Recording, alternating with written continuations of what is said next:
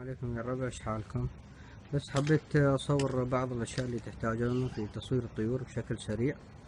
طبعا هذا قفص عزكم الله يستخدمون للكلاب وللقطاو وغيره، بس انا اشوفه مناسب لتصوير الطير. الطير يقدر يعني ياخذ راحته فيه، ما يتلعوج. والاشياء اللي بتحتاجونه طبعا هذا قيمته ب220 تقريبا، سوق الصيني تلقونه. وميزته انه تنفتح ابوابه من قدام ومن فوق بعد.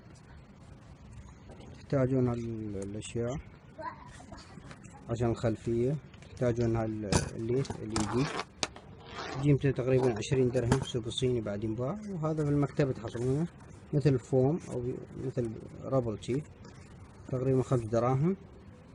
وطبعا بتحتاجون موس ومقص وغيره. بتحتاجون يعني قياس 1.5 متر حق الارضية، تقدرون تحطونه تحت افضل يعني. وتابعوني يا جماعة، راح اكمل بعدين. طبعا بعد ما قصينا القطعة الأرضية على القياس المناسب يكون بهالشكل. طبعا انت عقب تقدر تقص اذا في زيادة او شيء، اذا مش محتاج لنا تقصه. وهاي الانارات بتكون من فوق، انا طبعا حاط انارتين حاط. مرحبا شباب. طبعا مثل ما تدرون تم تركيب الأرضية في القفص، وتم تركيب الخلفية. شوفوا خلفية تقصه بقياس معين، تاخذ القياسات وتقصه.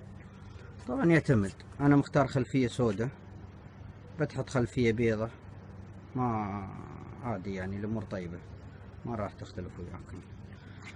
وتقريبا خلصنا كل شيء وجاهز الحين القفص للتصوير. راح نشوف عينة بسيطة، بس بحط طير وبصوره، وان شاء الله نتائج طيبة.